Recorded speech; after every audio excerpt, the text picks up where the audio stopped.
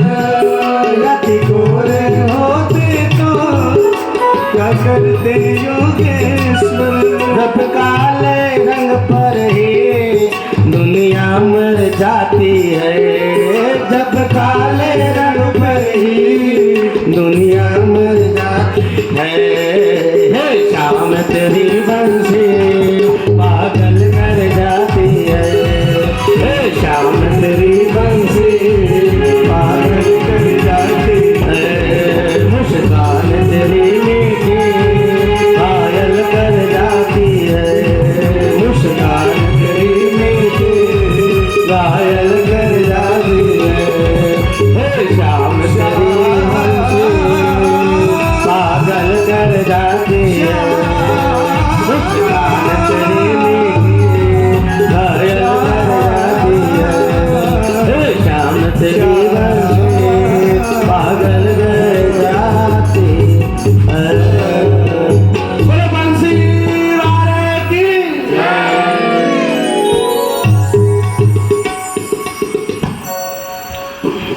अब इस तरह से भगवान जो है सुखदेव जी महाराज कहते हैं कि जैसे भगवान श्री द्वारिकानाथ को प्रथम पुत्र भगवती रुक्मिणी के गर्भ से जो है प्रद्युम्न महाराज के रूप में जन्म लिया, और प्रद्युम्न महाराज मात्र 8 दिन के थे, 8 से 10 दिन के। उसी समय सम्रासुर जो है प्रतिशोध की भावना लेने के लिए प्रद्युम्न महाराज का हरण कर लिया प्रसूति गृह से, और प्रसूति गृह से ही प्रद्युम्न महाराज को हरण करके सम्रासुर ले जा करके समुद्र में फेंक दिया। और जब समुद्र में फेंक दिया सम्रासुर ने, तो महाराज प्रद्युम्न को जो है एक बड़ी मछली जो है निगल गई। और जब वही मछली जब मछुआरों ने पकड़ी तो सम्रासुर के महल लाया, और जब उसको चीरा गया भोजन बनाने के लिए, तो उस समय एक सुंदर बालक को देखा तो सब लोग आश्चर्यचकित हो गए। और उस समय सम्रासुर के यहाँ जो है एक सेवा में अनुरक्त थी मायावती नाम से, और इस तरह से मायावती ने उस पुत्र को लिया। नारद जी महाराज आए, नारद जी ने कहा कि देवी तुम रति हो, और तुम यहाँ आकर के तुम अपने पति से वंचित होने के कारण तुमने जो है यहाँ पर तुम्हारा जो है ये जो पुत्र है, ये बालक है, यही तुम्हारा पति है। इसका नाम कामदेव है, और जो कामदेव के समान कामदेव ही जो है अपने अंश कामदेव जो ही प्रद्युम्न महाराज के रूप में जो है कि बालक के रूप में जन्म लिया है, यही कामदेव महाराज हैं, और उन्हीं की तुम अर्धांगिनी रति हो। इस प्रकार से अपने विद्या के द्वारा कामदेव को तुरंत शीघ्र ही मायावती ने बड़ा कर दिया। और मायावती इस प्रकार से जब बड़ा कर दिया, तो मायावती के व्यवहार से प्रद्युम्न महाराज खुश नहीं थे, प्रसन्न नहीं थे, परंतु प्रद्युम्न महाराज को पूरा विधान जब मायावती ने बताई तो फिर प्रद्युम्न महाराज प्रसन्न हो गए, और इस प्रकार से अपने अनुभूति को देखने लगे, समझने लगे। तो इस प्रकार से भगवान प्रद्युम्न महाराज ने सम्रासुर का वध किया, और वध करके अपने रानी जो है जो देवी मायावती थी उसी के साथ भगवान प्रद्युम्न द्वारिका पधारे। बोल प्रद्युम्न महाराज की। उसी प्रकार से जामवती के भी पुत्र हुए, सांब हुए, उनका नाम सांब रखा गया। इस प्रकार से भगवान के वंश में और आगे का विस्तार सुनाने के लिए कि भगवान का विवाह तो 16,108 था, फिर ये 8 ही रानियाँ थी, तो 16,100 का विवाह कब हुआ महाराज, उसका भी बतलाइए। तब सुखदेव महाप्रभु कहने लगे कि राजन सुनो कि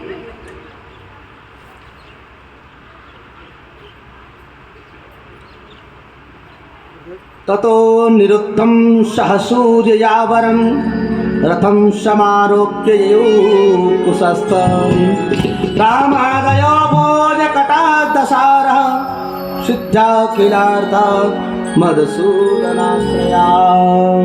इस प्रकार से भगवान मधुसूदन एक बार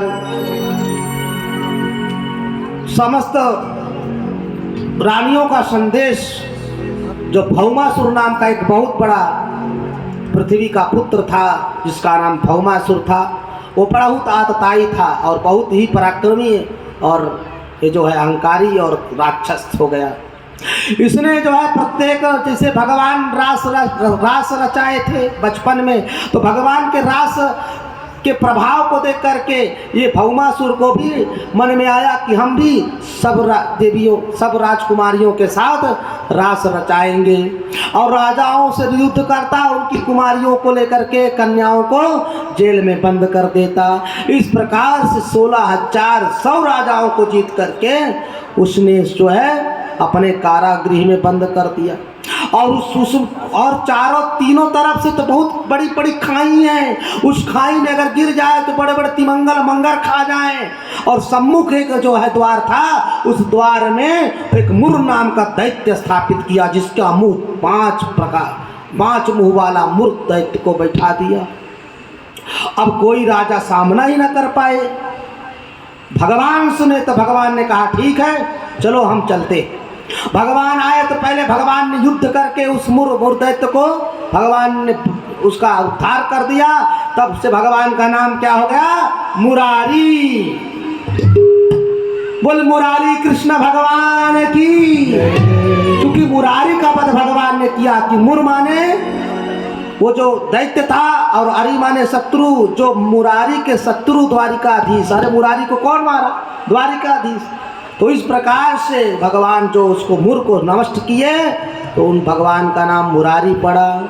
अब इसके बाद भौमासुर आया। भौमासुर को भगवान उसको परास्त कर दिए भगवान।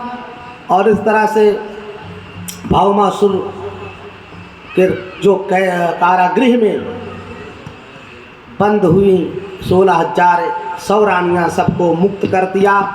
और सब रानियों को जब मुक्त कर दिया तो सभी जो है देवियां कहने लगी कि भगवान अब मैं कहाँ जाऊं, अब तो मेरा कोई वर्ण नहीं कर सकता, क्योंकि इस दैत्य ने हमको यहाँ पर ला करके बंदी बना करके रखा, तो मैं कहाँ जाऊं, तो मेरा विवाह भी नहीं होगा, क्योंकि एक बार राजा का मान भंग हो जाता है, एक बार कन्या का जो है लज्जा चली जाती है, तो बड़े लोग जो है तरह तरह का कुतर्क करते हैं। इसलिए हे प्रभु अब मेरे आप ही शरणागत वत्सल बन जाओ, मेरा उद्धार करो।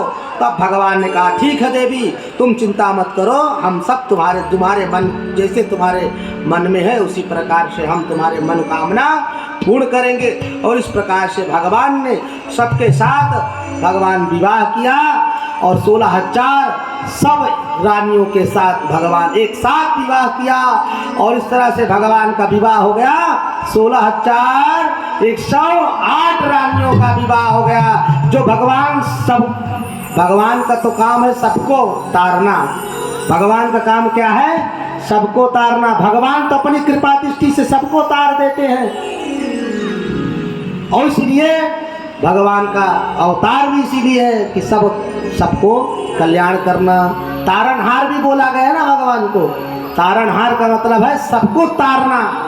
जो भगवान के सम्मुख आ गया जिस भाव से निवेदन करने के लिए, उन सबको भगवान का काम है तारना। क्या है? भगवान अपने भक्त को तो तारते ही है ना। भक्त को क्या करते? तारते हैं, तर जाता है, तभी तो वो जो है भगवान के धाम पहुंच जाता है। तर कहाँ जाता है? समुद्र के इस भवसागर रूपी समुद्र में वो तर जाता है। तर का मतलब तैर जाता है भगवान की अनुकंपा से, तो इसीलिए भगवान के धाम पहुंच जाता है। इसी का नाम है तारणहार। क्या है? तारणहार। बोले श्री द्वारिकाधीश महाराज की जय।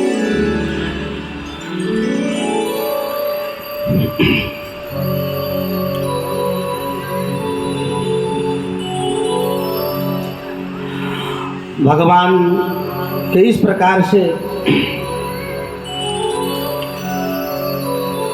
अब भगवान 16,108 रानियों के पति और भगवान के 16,108 महल सभी रानियों के लिए, और उसके साथ एक कोप भवन।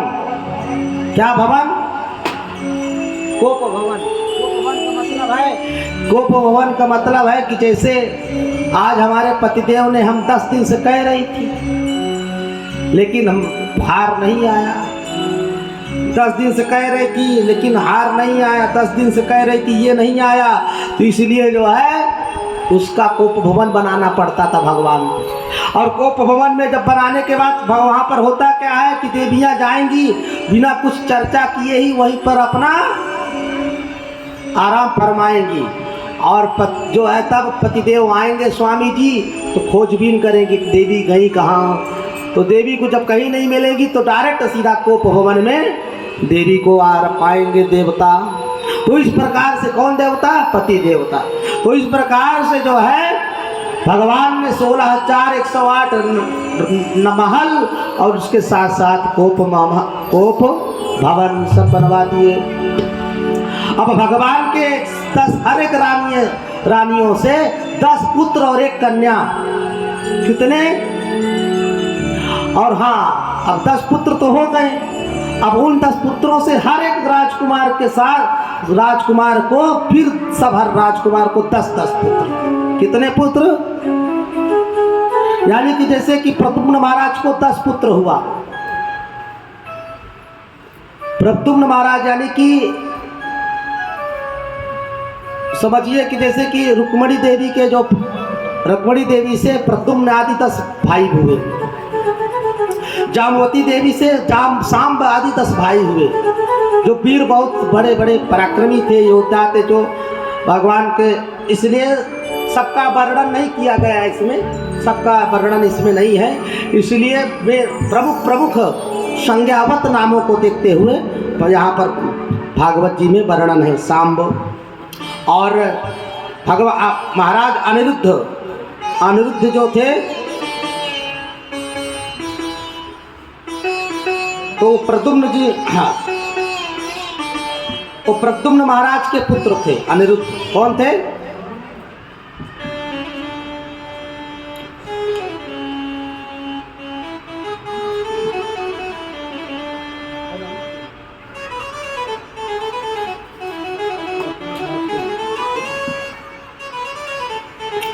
तो इस प्रकार से अनिरुद्ध महाराज को एक, हाँ बस शांति शांति, अनिरुद्ध महाराज उनका नाम था अनिरुद्ध। क्या बोलते हैं उनको? अनिरुद्ध महाराज एक बार बाणासुर की पुत्री थी उषा। कौन थी? उषा। और बाणासुर की पुत्री उषा थी, वो स्वप्न में महाराज अनिरुद्ध को देख लिया। अब वो दूसरे दिन चित्रलेखा जो थी वो एक दैत्य की जो है वो पुत्री थी, जिससे उसको इतना ज्ञान था कि वो समस्त कोई स्वप्न जो देख लिया हो कोई ने या कोई चित्र बनाने का हो वो चित्र अंकित कर देगी बताने मात्र से। तो चित्रलेखा चित्र अंकित कर रही थी। और उस समय जो है उषा ने कहा नहीं नहीं ये नहीं है, ये नहीं है, ये नहीं है। अब जैसे समस्त राजाओं के राजकुमारों के पर चित्रलेखा अंकित कर रही थी, तब जब सबको नहीं, जब प्रद्युम्न महाराज के पुत्र का नाम आया और अनिरुद्ध का जब नाम आया, उसी समय उषा ने कहा हाँ यही है जो आया है। और अनिरुद्ध महाराज बड़े सुंदर थे, इसलिए जो है कामदेव सुंदर, कामदेव के समान अनिरुद्ध सुंदर। और इस प्रकार से उषा देवी ने कहा बस यही है जो मेरे स्वप्न में आया है। इस प्रकार से चित्रलेखा गई और पलंग सहित सोए हुए थे अनिरुद्ध महाराज, उषा के महल में छोड़ दिया। अब राजा को अब अगर बाणासुर को पता चल जाए कि ये जो है श्री कृष्ण भगवान का जो है ये पोता आ गया यहाँ पर, तो श्री कृष्ण भगवान का अगर पोता आ गया तो ये तो भगवान से वो ईर्ष्या रखता था। और बाणासुर भगवान शिव का बड़ा भक्त भी था। भगवान उसको वरदान दिए थे कि जब तेरे ऊपर संकट आवेगा तो मुझे याद करना, हम तेरी रक्षा जरूर करेंगे। ये वरदान भी मांगा था भक्ति करके बाणासुर। अब इसके बाद अब जब धीरे धीरे हो गया, सूचना लग गई, तो समझ तो गया कि बाणासुर, लेकिन उसने भी जो है योजना बनाना शुरू कर दी। इसके बाद द्वारिका में अब पता चला कि अरे महाराज अनिरुद्ध कहाँ गए। तो इतने में नारद जी महाराज आए। नारद जी महाराज ने कहा कि बाणासुर के जेल में बंद है महाराज तुम्हारे पोते, तुम्हारे पौत्र जी बाणासुर के जेल में बंद है। कारण महाराज, कारण कुछ नहीं, ये कैद कर लिया, ये राक्षस हैं, कैद कर लिए, अब क्या करें। और इस तरह से भगवान ने चढ़ाई कर दिया। बोला चलो बाणासुर को परास्त करके अपने पुत्र को हम छुड़वा के लाते हैं। भगवान प्राणों से अधिक चाहने वाले अनिरुद्ध जी को तुरंत बलराम महाराज और श्री कृष्ण भगवान चढ़ाई कर दिए, बाणासुर को परास्त कर दिए। शंकर भगवान आए, शंकर भगवान भी लड़ने लगे। भगवान शंकर बाणासुर की तरफ से भगवान शंकर युद्ध करने लगे। और इस प्रकार से भगवान जब कृष्ण भगवान लड़ने लगे तो जो शंकर भगवान को एक चौहास्त्र का प्रयोग कर दिया और भगवान शंकर थोड़ा सा सोने लगे। इस प्रकार से भगवान बाणासुर को भगवान जो है उसके भुजाएं काट दिया और उसको परास्त कर दिया।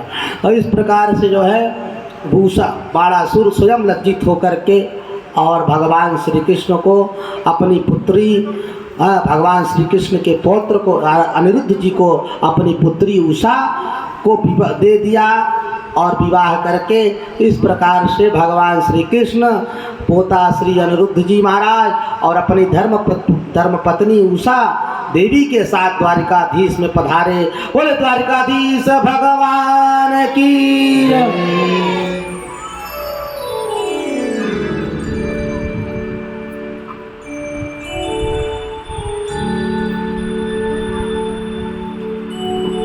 और देखिए जब ज्वरास्त्र का भगवान ने प्रयोग किया था, तो ज्वरास्त्र जिसको ज्वर आ जाए,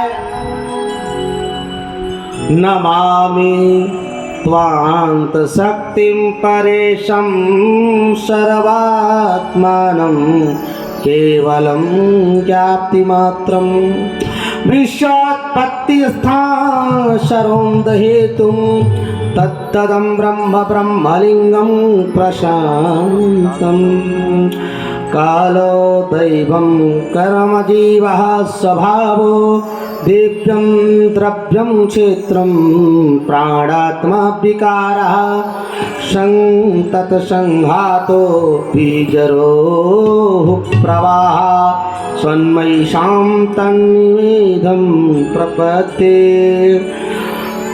और ज्वर ने भगवान को स्तुति किया और कहा, भगवान जो आपके नामों का उच्चारण करके औषध पान कर देता है, उससे मैं उसको प्रभावित मैं नहीं कर पाता और मैं तुरंत ही उसको शीघ्र कर उस भक्त को शीघ्र में छोड़ करके चला जाता हूँ। इस प्रकार से ज्वर ने भगवान की स्तुति किया।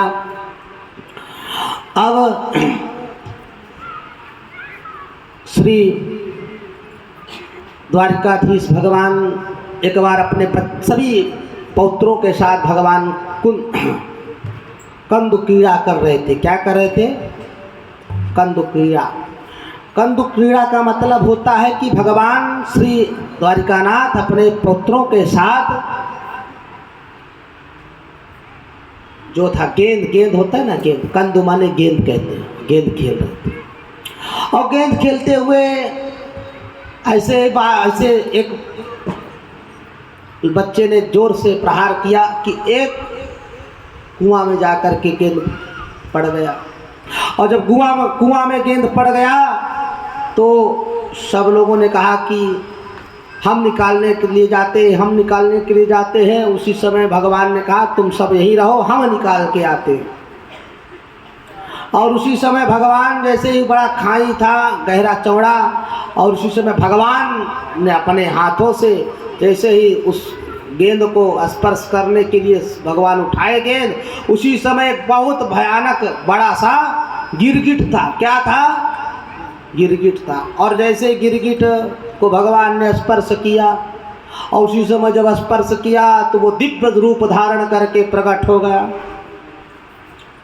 नृगो नाम नरेन्द्रोऽहं इक्ष्वाकुतनयो प्रभो दानिष्वाक्यमानेषु यदि ते करणम् अस्पृशं किन्नु ते अविहितं नाथ सर्वभूतात्मसाक्षिणः कालेनाप्यहतदृशो वच्चे अथापि तवाक्यया। कौन हो भैया? महाराज मैं तो नृग हूँ, मेरा नाम नृग है। अच्छा तो भैया नृग है तुम्हारा नाम, तो परिचय ये है कि महाराज मैं इक्ष्वाक वंश के राजा था। इक्ष्वाक वंश का मतलब ये प्रत महाराज के बड़े पुत्र इक्ष्वाक जो थे उनके वंश में मैं सूर्यवंशी राजा में मैं इक्ष्वाक नाम का था। इक्ष्वाक के मैं पुत्र था, जिस मेरा नाम नृग था महाराज।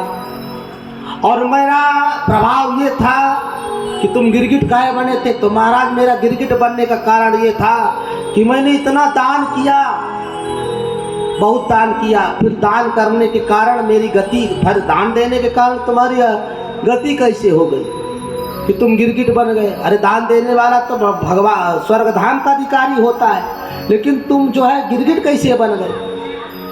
बोले महाराज दान देने के बाद हम गिरगिट ऐसे नहीं बन गए, दान देते बहुत हमने दान दिया जिसका कोई संख्या नहीं है।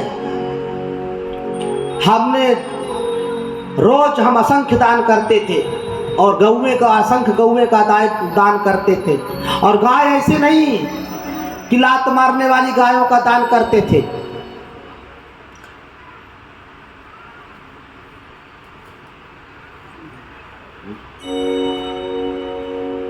असंख्य गायों का दान करते थे।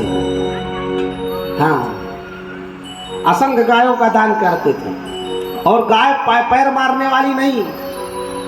अब आजकल जो आदमी सब कलयुग के आदमी क्या करते हैं, हवन कराते हैं। पंडित गौ दान संकल्पवा दिए तो 2-3 गाय रहे तो एक जो पैर लात मारने वाली गाय रहे तो उसी को पंडित को दे दो, कब से अपन झंझट भी छूट जाए। जब सुबह जाए तो लाते मारा, तो कम से कम पंडित जी का दान भी हो जाएगा और इसके बाद अपना नाम भी हो जाएगा कि हमने गऊ का दान किया। तो ऐसा नहीं महाराज, मैंने पैर मारने वाली यानी कि मारनी ऐसे सिंग मारने वाली, पैर मारने वाली ऐसे गाय नहीं, कपिला गाय का जो सुंदर सौम्य गाय, दूध देने वाली। ऐसा नहीं कि बस दूध देने वाली गाय का मैंने दिया। और खुर में चांदी मड़वा के देता था और सींग में सोने का सींग जो है मड़वा करके हम दान देते थे महाराज। ऐसा वैसा भी नहीं। फिर तुम्हारी गति कैसे क्यों हुई? गति यूँ हुई महाराज कि एक बार एक ब्राह्मण को मैंने गाय दान किया। अब वो ब्राह्मण के खूंटे से वही गाय पुनः हमारे गायों के झुंड में आ गई। अब मुझे ध्यान ना रहा और मैंने वही गाय को दूसरे ब्राह्मण को संकल्प करके दान दे दिया। और जब दूसरे ब्राह्मण को गाय को दान कर दिया, संकल्प कर दिया, तो जो दूसरे ब्राह्मण के पास गाय गई तो जो दिया हुआ ब्राह्मण को दिया था जो गाय को, वो ब्राह्मण पहचान लिया कि हमारी गाय थी, तुमने क्यों बांध लिया? वो बोला हमको मिला है राजा से, तो तुम कैसे कहते हो कि हमने बांध लिया? जाके राजा से पूछो। तो वो ब्राह्मण कहने लगा, कहा कि चलो तुम भी राजा से बताओ कि हमारी गाय, हम राजा से हम भी कहेंगे हमारी गाय है, परंतु तुम चलो प्रमाण दो राजा से कि राजा ने दिया है कि नहीं दिया। और इस प्रकार से ब्राह्मण गया और कहने लगा, राजन हमारी हमको जो आपने गाय दान दिया था वही गाय हमें चाहिए। और लेकिन जो दान ब्राह्मण को मिल गई थी, ब्राह्मण ने कहा महाराज आप इसको दे दीजिए, मैं आपको दूसरी गाय दे दूंगा। ये ब्राह्मण जिद्दी है। परंतु वो ब्राह्मण लेने वाला भी नहीं माना, नहीं महाराज मैं तो हमको जो दे दिया अब आप उसको आप ले करके अब आप दूसरी गाय दे रहे हो तो आपको संकल्प का धर्म का दोष लग जाएगा, आपको पाप लग जाएगा। अब राजा धर्म संकट में फंस गया, करे तो करे क्या। और उसी समय ब्राह्मण ने कहा महाराज हमको चाहिए तो वही गाय। भगवान परीक्षा लिए लेकिन राजा फेल हो गया। क्या हुआ? तो राजा को दान देने का अभिमान आ गया कि मैं इतना दान देता हूँ, मैं इतना देता हूँ, उसमें अभिमान आ गया होगा। तो भगवान ने कहा ठीक है, इसलिए दान दीजिए पर उसका अभिमान ना रहे, भूल जाइए तो अपना पुण्य बचा रहता है। राजा अमृत की कथा यही कहती है, जो दीजिए आप भूल जाइए। आदमी 1 दर्जन केला लेके जाता है मंदिर में तो 12 बार बजाता है, 1 दर्जन केला लेके गया, 1 दर्जन 1 दर्जन। 1100 रुपया दान दिया, 1100 रुपया दान किया, समझते हो क्या? तो मतलब इसका तात्पर्य नहीं है कि बार बार चिल्लाओ, बार बार बताओ बिना कारण, बिनु काज दाहिने बाएं, बिना पूछे मते भी आदमी बोलता है। तो नहीं, जो दिया उसको भूल जाइए, अभिमान ना रहे कि नहीं मैं तो इतना करता हूँ, मेरे समान कौन दानी है, मेरे समान कौन दाता है, ऐसा नहीं। राजा हरिश्चंद्र सत्य सदा बोलते रहे परंतु कभी मन में अभिमान नहीं किए कि मैं सत्यवादी हूँ। हर परीक्षा में उन्होंने सकारात्मकता से अपना कार्य किया परंतु कभी अभिमान नहीं आया, इसीलिए सशरीर ऊपर गए, स्वर्ग गए। और उसी प्रकार से कर्ण दानी था, कर्ण के समान कोई दानी नहीं हुआ, लेकिन कर्ण के अंदर यह अभिमान नहीं हुआ कि मैं दान करता हूँ। तो हो सकता है ऐसा ही राजा का अभिमान आया हो कि मैं बहुत दान करता हूँ, मैं बहुत दान करता हूँ। लेकिन ब्राह्मण को जब संतोष नहीं हुआ तो ब्राह्मण उठाया जल, बोला राजन तुम निर्णय करने में असफल हो, गिरगिट की तरह मुंह हिला रहे हो, जाओ गिरगिट हो जाओ। राजा गिरगिट बढ़ पड़ा। राजा गया तो बोला पहले यमराज के पास कि महाराज हम क्या करूं? बोले तुम क्या भोगना चाहते हो, पुण्य की पाप? बोले पाप भोगना चाहता हूं। तो पहले जाकर के गिरगिट बन जाओ। ब्राह्मण ने श्राप दिया है, कितना बड़ा? बोला जब तक यदुवंश में भगवान द्वारिका नाथ जब जन्म ले अवतार लेंगे, इसके बाद तो उनके स्पर्श से तुम्हारा कल्याण हो जाएगा। तो कम से तुम्हें जो है 46 लाख वर्ष तक तुम्हें गिरगिट बनना पड़ेगा। बोले वृंदावन बिहारी लाल की। तो इस प्रकार से 46 लाख वर्ष गिरगिट बना रहा एक छोटे से पाप के कारण कि ब्राह्मण को निर्णय करके नहीं दे पाया। परंतु हो सकता है जो असंख्य दान देने वाले भी पता नहीं कितनी बार गिरगिट बने हो, कितने 84 के चक्कर में पड़े हो, परंतु द्वारिकानाथ ने एक बार जब कृपा करी तो आज वही सम्मुख खड़ा हुआ, भगवान की जय जयकार कर रहा है कि भगवान आपने जो मेरा आपने स्पर्श करके मेरा जो है उद्धार कर दिया है।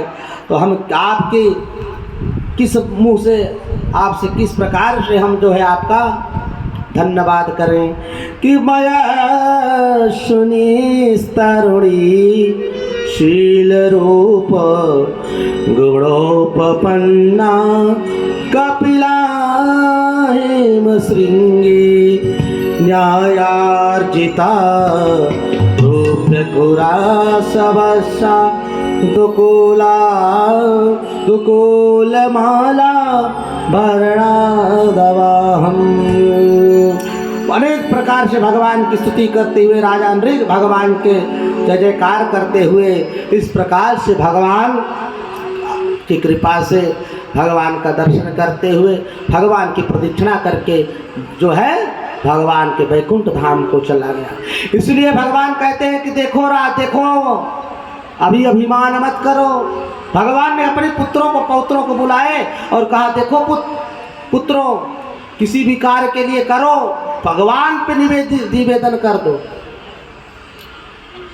आदमी हवन कर दे ना, इसलिए भगवान को साफ भगवान को निवेदन कर दो। जो भी दान किया निवेदन कर दो। बहुत से लोग हिसाब लगाए रहते, इतना हिसाब लगाए रहते, उसी हिसाब में भी परेशान रहते। ये बताइए इतना दान कर दिया, अब इसका भरण कैसे करें? इतना दान कर दिया, उसका उपाय कैसे करें कि उसका भरपाई हो? लेबल पे तो आए गाड़ी, लेबल में तो आए, लेबल ही चला गया दान कर दिया तो गाड़ी, उसका मतलब इनकम का लेवल गायब हो गया। तो बहुत से लोग हिसाब में रहते हैं भैया। तो जो कर दिया उसको भगवान को अर्पण कर दो, 100 गुना बन करके आता है। कितनी बार गुना बन करके आता है? 100 गुना। और जो उसमें लेकर के चलोगे तो वो और चला जाता है। किसमें? इसलिए जो कार्य करो भगवान को निवेदन कर दो कि तुम ही निवेदित भोजन करही, तुम ही निवेदित भोजन करही, तुम ही निवेदित भोजन करही। प्रभु प्रसाद पट भूषण धरही, प्रभु प्रसाद पट भूषण धरही, प्रभु प्रसाद पट भूषण धरही, प्रभु प्रसाद पट भूषण धरही। तुम ही निवेदित भोजन करही, तुम ही निवेदित भोजन करही, तुम ही निवेदित भोजन करही। बोले श्री द्वारिकाधीश भगवान की। बलराम जी महाराज बोले भैया ऐसा करो, थोड़ा दिन शांति बना के रखो, थोड़ा सा हमें घूमने के लिए थोड़ा सा जाने दो।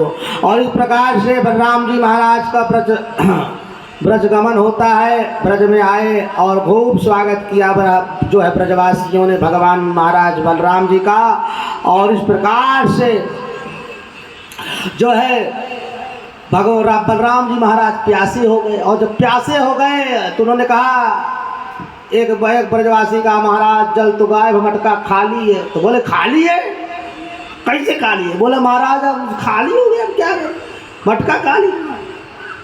तो हम अभी बुलाए देते हैं, ए कालिंदी जल्दी से आ, मटका भर दे ब्रजवासी का। बोले जमुने मटका भर जल्दी। अब जमुना को बुलाए। अब जमुना काहे आकर के ब्रजवासी का मटका भरे। तो इस समय आया बलराम जी का क्रोध। तो बलराम जी महाराज गए और सीधा हल तान दिया और मूसल लेकर के कांधे में रख दिया। सो हम यमुना जी माँ घबराई और चरणों पे गिर पड़ी। राम राम महाबाहो न जाने तब विक्रमं, यस्वै कांसे न विधृता जगती जगतापते। महाराज क्षमा कर दो, क्षमा कर दो। महाराज बोले तो तेरा इस प्रकार से दृष्टता मैंने देखा, मैं तुझे 2 बार 3 बार पुकारा पर सुनी नहीं। और महाराज बलराम जी थोड़ा सा तुनुक गए तो फिर सीधा हलमूसल तान लेते हैं। और इस प्रकार से जमुना महारानी ने भगवान बलराम जी की स्तुति गाई। महाराज आप बड़े ही वीर हैं, बड़े पराक्रमी हैं, बड़े धैर्यवान हैं, बड़े सब धर्मवान हैं, बड़े हैं। महाराज कृपा कर दो, क्षमा कर दो। मैं जड़ हूँ, है ना। जड़ मतलब जल का मतलब जड़। कौन कौन जल होते हैं? जड़। तो सुंदर कांड में श्री समुद्र महाराज कहते हैं अग्नि, पृथ्वी, जल, इन सब की जो है जो प्रकृति है वो जड़ के समान होती है। क्या समान होती है? जड़ के समान होती है। तो इसलिए हमारी प्रकृति जड़ है। महाराज आपके समक्ष में आपको कैसे आपका प्रभाव समझ सकती हूँ, इसलिए क्षमा कर दो। तो भगवान बलराम जी महाराज क्षमा कर दिए। अब एक राजा था पौंड्रक नरेश, काशी नरेश पौंड्रक। एक राजा था पौंड्रक, राजा पौंड्रक काशी नरेश था। ये डुप्लीकेट सब बनवाया था अपना प्रभाव दिखाने के लिए, सब डुप्लीकेट। चक्र भी डुप्लीकेट। जब ऐसे आता था वो रख लेता था हाथ के नीचे और ऐसे घुमा, ऐसे करता था तो वो ऑटोमेटिक घूमने लगता था। सब यंत्र मतलब कारीगरी किया था। गरुड़ भी बनवाया था पूरा, उसमें सब मशीन फिट किया था। दबा देता था, हाँ, तो वो ऑटोमेटिक वो जो है गरुड़ उड़ते उड़ते आता था। पूरा सिस्टम बनाया था उसने, पूरा लकड़ी के यंत्र से पूरा गरुड़ बनाया था दिखाने के लिए समाज को। कि देखो मैं कॉन्ट्रैक्ट, मैं ओरिजिनल कृष्ण हूँ, बाकी वो द्वारिकाधीश वो डुप्लीकेट है। अब इसी समय जब जनता को बेवकूफ़ बनाता, और उसी समय भगवान समझ गए उसके प्रभाव को। तो एक दिन भगवान ने कहा अच्छा दोष बड़ा जो है ग्वाले को हमसे ज़्यादा टक्कर लेना तो भेजो, देखते हैं कैसा कौन बलवान है। तो भगवान ने कहा अच्छा, फिर चलो। भगवान लेकर के आए, और जब लेकर के आए तो पहले उसके यहाँ जो थे वहाँ उनको पछारे भगवान ने। और फिर पौंड्रक को आए तो भगवान ने पौंड्रक वाला, भैया तू अपना चक्र छोड़, हम अपना चक्र छोड़ते। तो वो जब चक्र छोड़े तो वो क्या हो, और सुदर्शन महाराज जब छोड़ दिया तो पौंड्रक महाराज का गला साफ धराशायी हो गया। बोले द्वारिकानाथ महाराज की जय। तो काशी नरेश पौंड्रक महाराज का उद्धार कर दिया भगवान। इस प्रकार से द्विविध वानर जो था उसका उद्धार श्री बलराम जी महाराज कर दिए। और तो इसी प्रकार से जो है दुर्योधन की पुत्री थी, उसका विवाह महाराज साम्य के साथ हुआ। तो दुर्योधन बहुत नाराज हुआ, परंतु बलराम जी समझाया, देख तू मेरा शिष्य है, परंतु इसका मतलब नहीं है कि तू अधर्म कर। तेरी कन्या मेरे पुत्र के साथ प्रेम करती है तो उसको विवाह करने के लिए अनुमति दे, नहीं तेरे हल मूसर में ताना हूँ तो तेरे ऊपर ही छोड़ूंगा। तो दुर्योधन समझ गया। तो इस प्रकार से दुर्योधन जो है महाराज बलराम को अपना गुरु और प्रभाव दिखाने के लिए, अपनत्व बनाने के लिए कहा, महाराज आपके चरणों में मेरा बारंबार प्रणाम है, आप मुझे दास को क्षमा कर दीजिए। और इस प्रकार से दुर्योधन भगवान बलराम प्रसन्न हो गए और विवाह हो गया सांब का। एक दिन नारद जी महाराज द्वारिका में भगवान का ऐश्वर्य देखने आए। क्या आए? ऐश्वर्य देखने आए। जब ऐश्वर्य देखने आए तो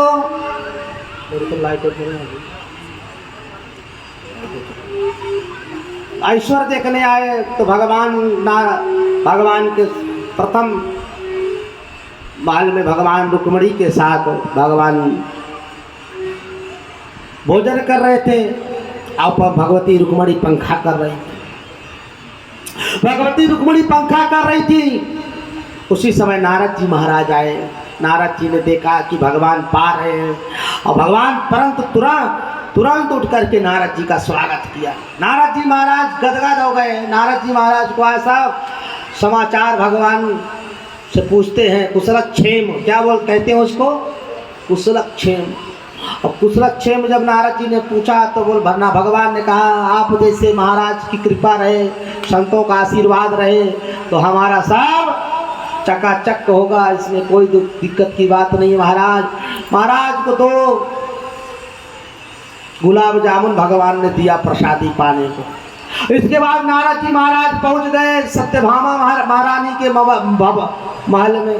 और जब सत्यभामा महारानी के महल में पहुंच गए तो उधर भगवान सत्यभामा के बच्चों के साथ खेल रहे थे। और जैसे नारद जी महाराज पहुंचे तो उसी समय नारद जी महाराज देखा तो भगवान ने स्वागत किया। नारद जी को बड़ा आश्चर्य हुआ कि इतना जल्दी भगवान कैसे प्रकट हो गए, यहाँ पर पहुँच गए। अभी तो रुक्मिणी देवी के साथ थे और इतना जल्दी हम पहुँचते हैं, इससे पहले पहुँच गए। भगवान कोई गुप्त मार्ग बनाए होंगे इसलिए पहुँच गए जल्दी से। लेकिन नारद जी शंका में बैठे थे। उसी समय भगवती लाई दो जो है बर्फी दिया, भोजन प्रसाद पाया, भोजन की तैयारी। हमारे महादेवी पर भोजन प्रसाद पाया हो, पर मैं मुझे आज्ञा दो, ऐसे ही थोड़ा सा, अब मैं फिर बाद में कभी आऊँ, इसलिए देवी क्षमा करो। सत्यभामा देवी आशीर्वाद लिया और चल दिए नारद जी महाराज। जामवती के महल में पहुँचे और जैसे जामवती जब महल में पहुँचे भगवान विश्राम कर रहे थे। और भगवान जब विश्राम कर रहे थे उसी समय जामवती जो है पंखा कर रही थी। नारद जी महाराज का आगमन देखा, भगवान उठ खड़े हुए, तुरंत नारद जी को बैठाया, भोजन जो है जलपान इत्यादि की व्यवस्था, 2 लड्डू दिया बढ़िया मोती चूर का। नारद जी महाराज पाए, प्रसन्न हो गए। जामवती के महल के आगे के बाद तुरंत भगवान जाते हैं जो है सत्या देवी के महल में। अब इस प्रकार से सत्या देवी के यहाँ भगवान अनेक प्रकार से अपने कार्यों में लगे थे, और सत्या देवी के यहाँ जो है भगवान नारद जी महाराज ने 2 प्रसाद पाया। इस तरह से नारद जी महाराज 10-12 महल गए, लेकिन नारद जी महाराज जो है पेट उनका भर गया। अब इसके बाद नारद जी महाराज जब आगे गए तो भगवान हर एक महल में विराजमान। तो नारद जी महाराज बोले, भाग नारद भाग, नहीं तो ये द्वारिकाधीश इतना खिला देगा कि तेरा पेट फट जाएगा। तुरंत वहीं से प्रणाम करके 16,108 कृष्ण, 16,108 रानियों को दास नारद का यहीं से प्रणाम, और वहीं से डमरू जो है भगवान बीड़ा बजाते हुए नारायण नारायण करते हुए नारद जी अंतर ध्यान। बोल द्वारिकाधीश महाराज की। ऐसे नारद जी महाराज। और एक प्रसंग है कि जो है नारद जी महाराज एक पारिजात का पुष्प लेके आते हैं स्वर्ग से, और पारिजात का पुष्प लेकर के आए और नारद जी महाराज ने भगवान को निवेदन किया, और भगवान को निवेदन किया पारिजात का पुष्प। तो भगवान ने उस पुष्प को माता रुक्मणी के सर पे पिरो दिया, यानी कि लगा दिया। अब जब रुक्मणी माता के सर पे लगा दिया तो इसके बाद भगवान सब कुछ रक्षेम हुआ। इसके बाद सोचा कि चलो तो सत्यभामा देवी से भी उनका दर्शन कर ले। तो वही सत्यभामा देवी के महल में जब गए नारद जी महाराज, तो नारद जी का काम ही है हाल समाचार जब पूछने लगी तो सत्य भगवान नारद जी महाराज ने कहा, देखो देवी, आने का कारण कुछ नहीं था, खाली यही था कि पारिजात का पुष्प स्वर्ग से आ रहा था, इंद्रदेव ने दिया तो हम कहे भगवान द्वारिकाधीश के चरणों में अर्पण कर दें, क्योंकि स्वर्ग का फूल है, पृथ्वी में तो है नहीं, इसीलिए जो है हम स्वर्ग से लेकर के आए और महाराज श्री द्वारिकानाथ के चरणों में रख दिया। लेकिन द्वारिकानाथ महाराज रुक्मणी देवी के केस में लगा दिया, और इस प्रकार से ठीक है चला आया मैं, और आपसे भी दर्शन करते चलो। अरे देवी रुक्मणी देवी के केसों में लगा दिया। अब सीधा सत्यभामा जो है कोप भवन, द्वारिकानाथ आए। देवी, अब देवी काहे को माने, लेकिन भगवान का भी तो काम है रूठों को मनाने का है। भगवान बड़े जादूगर हैं, रूठों को कैसे मनाते हैं भगवान का ही वो कार्य है। देवी सत्यभामा को मनाया। देवी तुम क्या बात है? सत्यभामा ने कहा हाँ ठीक है, बात क्या पूछते हो? रुक्मणी देवी का केस बहुत सुंदर है, हमारा केस खराब है? और रुक्मणी देवी के केस में तुम लगा दिए, हमारा केस बिका बहुत खराब लगता है। बोले देवी कोई बात नहीं है, तुम पुष्प की बात कर रही हो, पुष्प तो ठीक लगा दिए, कभी नारद जी दोबारा लेकर के आएंगे तो लगा देंगे, तुम्हारे केस में उसमें क्या है? नहीं हमारे केस में अभी लगना